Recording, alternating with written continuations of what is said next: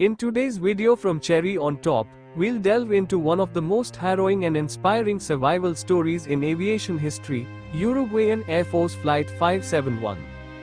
This tragic event, which took place in the Andes Mountains in 1972, became known not only for the plane crash but also for the incredible endurance of its survivors. From the shocking crash and the group's unimaginable struggle for survival in sub-zero conditions, to their ultimate rescue after 72 grueling days, we'll take you through every harrowing moment. Stick with us as we unravel how teamwork, human spirit, and sheer determination helped 16 out of 45 passengers make it out alive. This is the story of Flight 571.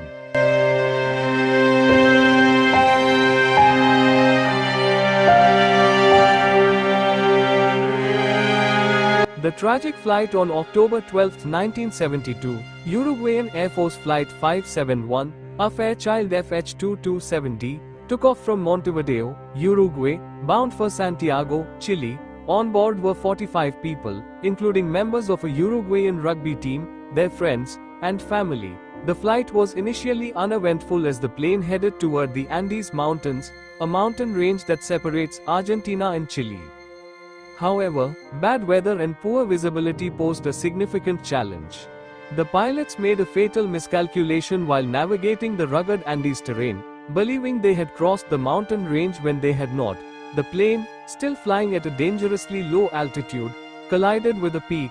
The crash tore the fuselage apart, leaving the tail section of the aircraft lodged on the mountain side and flinging debris and passengers across the icy terrain. 12 people died instantly or shortly after the crash, and several more were critically injured. The surviving passengers, now stranded at 12,000 feet in the freezing Andes, faced an unimaginable ordeal. They had no means of communicating with the outside world, and the prospects of rescue seemed bleak. The search for the plane in the immediate aftermath of the crash, search teams were dispatched from Uruguay, Argentina, and Chile to locate the missing aircraft. However, the white fuselage of the plane blended seamlessly into the snow-covered mountains, making it nearly impossible to detect from the air. Adding to the difficulty, the harsh weather conditions hampered search efforts, and after several days of unsuccessful attempts, the authorities declared that the passengers were most likely dead. The official search was called off just 8 days after the crash. For the survivors, the knowledge that the search had been abandoned was a crushing blow. The group realized that if they were going to survive, they would have to do it on their own. This marked the beginning of their long and grueling battle for survival. Struggle for survival after the crash, the survivors were left with virtually no supplies. The food they had was limited to a few chocolate bars, snacks, and wine bottles. Within a week, their meager supplies were exhausted. Desperation set in as the harsh reality of their situation became clear. They were stranded in the Andes, with no hope of external rescue. As the days wore on, the survivors faced starvation and freezing temperatures. The oxygen levels were low, and the cold was relentless. Many of them began to succumb to injuries and hypothermia. Faced with these dire circumstances, the survivors made a decision that would haunt them for the rest of their lives. They realized that the only source of food was the bodies of their dead companions. Despite the horror and moral dilemmas involved, they resorted to cannibalism, a choice born out of absolute necessity to survive. This unimaginable act of survival, while horrifying, kept the remaining survivors alive. Over the course of their ordeal, the group showed extraordinary resilience and unity, relying on each other for physical and emotional support. Avalanches and setbacks. Just when the survivors thought things couldn't get worse, tragedy struck again. On October 29, an avalanche swept over the wreckage where the survivors had been sheltering. The snow buried the fuselage, and 8 more people died in the avalanche. Those who survived the second disaster were now buried alive, and it took hours of digging through the snow to free themselves. The avalanche brought more devastation and left the survivors with even fewer resources. With many more of their companions gone, those who remained felt an overwhelming sense of isolation and hopelessness. But even in the face of such tragedy, they pressed on, continuing their grim fight for survival. Attempts to find help. As the days turned into weeks, it became clear that waiting for rescue was no longer an option. In December, after more than 2 months of being stranded, 2 of the survivors, Fernando Parrado and Roberto Quinza, decided to attempt an almost impossible journey across the Andes to find help. With makeshift sleeping bags and minimal supplies, they embarked on a 10-day trek through some of the most inhospitable terrain on Earth. The journey was treacherous, with freezing temperatures, steep climbs, and a lack of food and water. However, Parrado and Quinza displayed incredible determination. On the 10th day of their journey, they finally encountered a Chilean farmer named Sergio Catalan, who lived near the foothills of the Andes. Catalan, shocked by their appearance and their story, immediately notified authorities.